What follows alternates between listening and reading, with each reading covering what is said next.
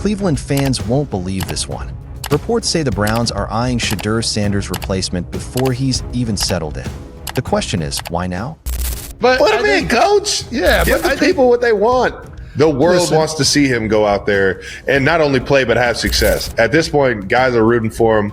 This isn't anything against Dylan. This isn't anything against Joe. I'm just saying the excitement is there for him to go out there. He's going to put eyes on the screen. He is going to bring people to the game. It is what it is, man. I would love to see it, man. Yeah. I would love to see it.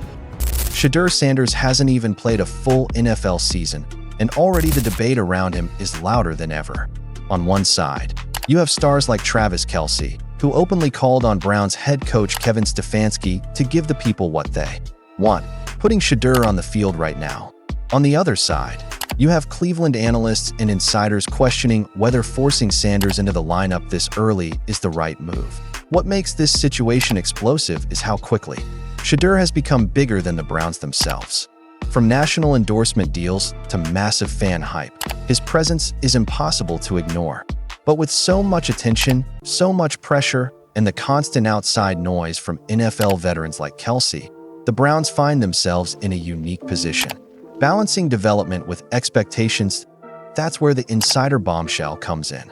According to recent commentary, there's already quiet talk around the league about Cleveland exploring quarterback options for the 2026 draft, not as a replacement today, but as a contingency plan if Shedeur doesn't fully live up to the enormous hype. It's not a verdict on his talent, but a reflection of just how high the stakes are for both Sanders and the Browns. So the real question is this: is Shedeur Sanders the Browns' future, or just the latest quarterback thrown into the fire of Cleveland's never-ending QB carousel? Kelce playing for the Kansas City Chiefs wants to see Shedeur Sanders. You can say I mean no disrespect to Dylan Gabriel and Joe Flacco, but yeah, you're telling them that they sit down, and also, like, obviously he doesn't care about you Browns. He doesn't care about. He cares about entertaining himself and us. So I think we all agree we want to see him play at some point. But I'm not sure that that's the best thing for the Browns. Yeah, if I'm Kevin Stefanski, I'm not listening to Sean. That's exactly right. Yeah. He just wants to watch. Like, the Chiefs are always in prime time, so they can watch the 1 o'clock games. So it matters to him who plays quarterback for the Browns. All right, well, that said, we did have an entertaining little thing happen yesterday. So Donna Kelce, who has become a celebrity in her own right, the mother of both Travis and Jason Kelce, she put up with the news that Travis and Taylor Swift are now engaged. She posted on her Facebook page these two pictures. Aww, adorable. In case it's not obvious, that's Travis Kelce and Taylor Swift as children. Which one?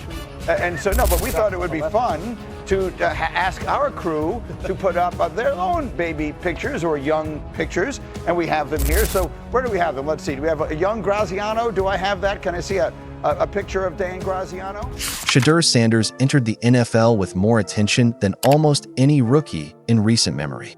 Before he had even taken a snap for the Browns, debates were already swirling about how soon he should step on the field. That's what happens when a player brings both talent and a tidal wave of national attention. The most surprising voice joining that debate came from outside the Browns organization. Kansas City Chiefs star Travis Kelce used his New Heights podcast to send a direct message to Browns head coach Kevin Stefanski: give the people what they want. In Kelce's view, the excitement around Sanders isn't just hype. It's real energy that could light up stadiums and screens. But that statement created an immediate conflict. NFL analysts on the same panel quickly pushed back. One reminded the audience that Kelce doesn't care about what's best for Cleveland. He just wants to be entertained. Another pointed out that the Browns' job isn't to serve fan demand, it's to build long-term success.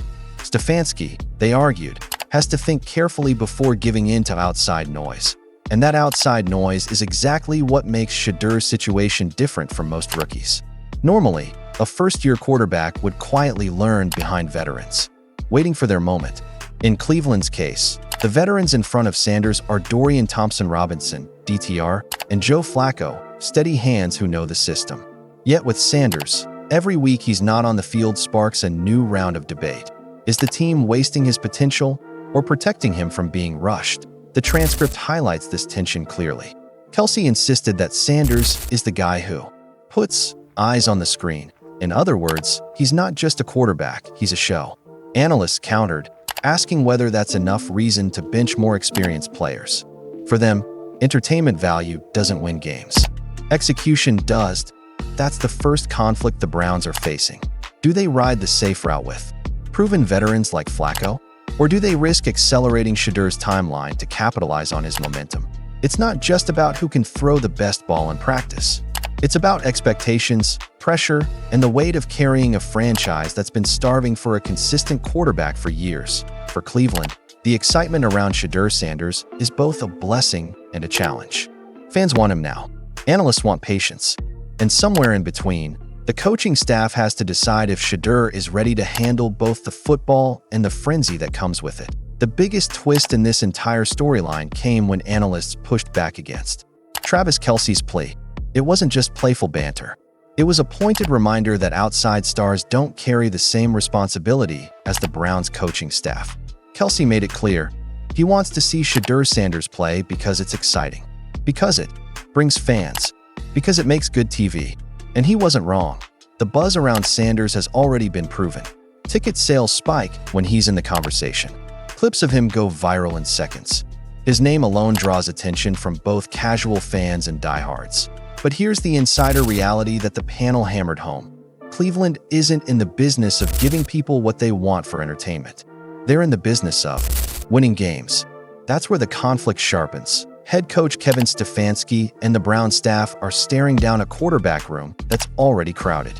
Veteran Joe Flacco knows the playbook. Dorian Thompson-Robinson has shown flashes of being reliable.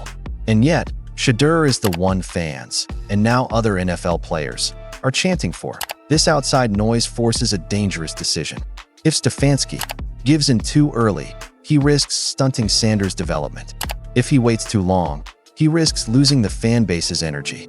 Either way, the spotlight has already shifted the team's focus, and that's something most rookies never experience. In year one, the analyst's words cut right to the heart of the issue. He doesn't care about the Browns. He cares about entertaining himself and us. That wasn't just a jab at Kelce, it was a warning. Decisions made for hype rarely work out in the long run. And yet, this is where whispers start to grow. Some insiders have already speculated that the Browns front office, always wary of their quarterback carousel history, may keep their options open beyond Sanders. Not because they doubt his talent, but because the organization can't afford another setback if things don't pan out. The phrase contingency plan has quietly surfaced in media circles, with talk of the Browns watching future draft classes. That's the real twist. Shedeur Sanders could very well be the most exciting rookie in football, and yet, Cleveland might still be hedging its bets that it's a reminder of how brutally business-driven the NFL is. A player can bring headlines, hype, and energy, but unless it translates into wins, teams will always keep their eyes on the next option. The Shedeur Sanders story has already become bigger than most rookies could imagine. He's not just learning the playbook, he's carrying the weight of national attention, endorsement buzz, and now, outside voices like Travis Kelce calling for him to start. But what happens next could define both his career and the Browns' future. The climax of this debate came when the analyst on the panel admitted what everyone was thinking. Yes, we all want to see Shedeur play, but is that really the best move for Cleveland? That's the question the Browns coaching staff faces every single day. Cleveland has been here before. This franchise has cycled through quarterbacks for decades, searching for the one that could finally stabilize the position. Now, with Sanders, they have a prospect with unmatched hype. But hype can be a double-edged sword that if Stefanski throws him in too early, the risk is obvious. Mistakes, overexposure, and stunted growth. If he waits too long, the fan base could turn restless, and the outside noise from national stars like Kelce will only get louder. Either decision could ripple through the locker room and the organization's long-term future. And this is where the so-called replacement talk really fits in. It's not that Cleveland has already given up on Shedeur, far from it. It's that in a league as cutthroat as the NFL, front offices always plan 2 steps ahead. The whispers about the 2026 draft aren't a verdict on Sanders. They're a reminder that teams constantly hedge their bets. In the NFL, even the most hyped rookies aren't immune to contingency plans, but that's the fallout. Shedeur Sanders may be the most marketable rookie in football, but he's also under the microscope in a way very few players have been. Every snap, every decision, every headline will be measured against the Browns' history of quarterback struggles and the possibility of what comes next. For fans, the hope is simple: that Sanders is the guy who finally breaks the cycle. For the Browns front office, the reality is harsher. They love the excitement, but they're quietly preparing for every scenario. And that leaves us with the big question: is Shedeur Sanders truly the long-term answer in Cleveland, or will this franchise once again be talking about its next quarterback before 2026 even arrives? Shedeur Sanders has the talent, the spotlight, and the fan base behind him. But in Cleveland, nothing is guaranteed. The Browns' decision-making in the next 2 seasons will decide whether Sanders becomes a franchise cornerstone or just another name on the long list of quarterbacks who couldn't quite change the story. What do you think, Browns fans? Should Stefanski give Shedeur the keys now, or keep developing him slowly? And are these whispers about 2026 just media noise, or something fans should actually worry about? Drop your thoughts in the comments below, down arrow. And if you want every insider update on this Browns quarterback saga, make sure you hit that subscribe button.